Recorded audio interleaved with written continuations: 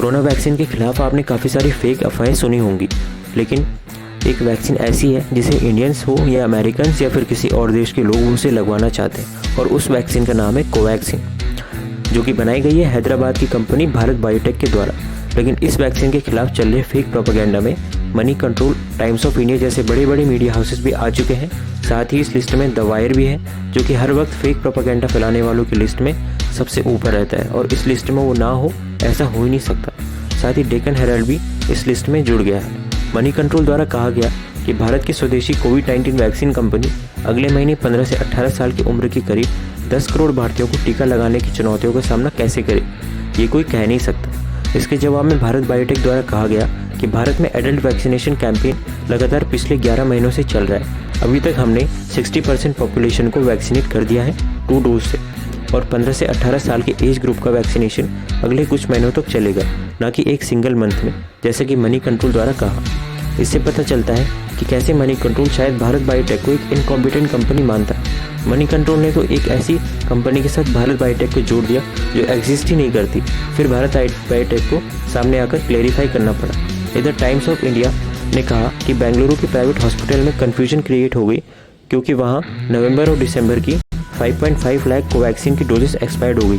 फिर भारत बायोटेक ने सामने से आकर कहा कि कंपनी के डेटा के हिसाब से लेस देन 1 लाख यानी 1 लाख से भी कम कोवैक्सीन बेंगलुरु के प्राइवेट हॉस्पिटल में एक्सपायर हुई। इधर डेक्कन हेराल्ड भी आ गए और उन्होंने तो ये तक कह दिया कि जो पेरेंट्स हैं वो उनका कॉन्फिडेंस वैक्सीन को लेकर डगमगाया हुआ है, क्योंकि बहुत कम ह्यूमन ट्रायल्स हुए हैं, इसलिए यहाँ बात कोवैक्सीन की हो रही है और 15 से 18 एज ग्रुप के बच्चों की। और साथ ही डेक्कन हेराल्ड द्वारा कहा गया कि सेल्फ लाइफ को बढ़ाने में ट्रांसपेरेंसी नहीं रखी गई। सेल्फ लाइफ यानी जब तक कोई आइटम लेने योग्य यानी अनएक्सपायर्ड होता है।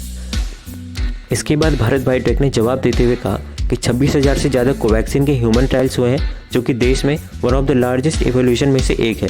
साथ ही इंटरनेशनल मीडिया में भी इसको कवर किया है। साथ ही कंपनी द्वारा कहा गया कि कंपनी द्वारा CDS CEO को भेजे गए डेटा के अनुसार एक पारदर्शी यानी ट्रांसपेरेंट तरीके से सेल्फ लाइफ को एक्सटेंड किया है।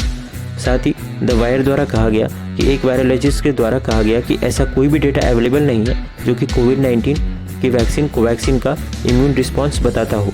इसके जवाब में कोवैक्सीन द्वारा कहा गया कि इम्यून रिस्पॉन्स पर जारी किया गया डेटा पब्लिश हो चुका है मशहूर मीडिया हाउसेस में 2020 और 2021 में। साथ ही कोवैक्सीन की बूस्टर डोज का डेटा भी अथॉरिटीज़ के पास हमने सबमिट कर दिया है। तो ये झूठ है जो किसी और वैक्सीन के खिलाफ लेकिन नहीं फैलाए जाते, लेकिन made in India vaccine Covaxin के बारे में फैलाए जाते हैं। तो आप भी इन मीडिया हाउसेस की इन रिपोर्ट्स का विरोध कीजिए और देखते रहिए AIOC अपलोड।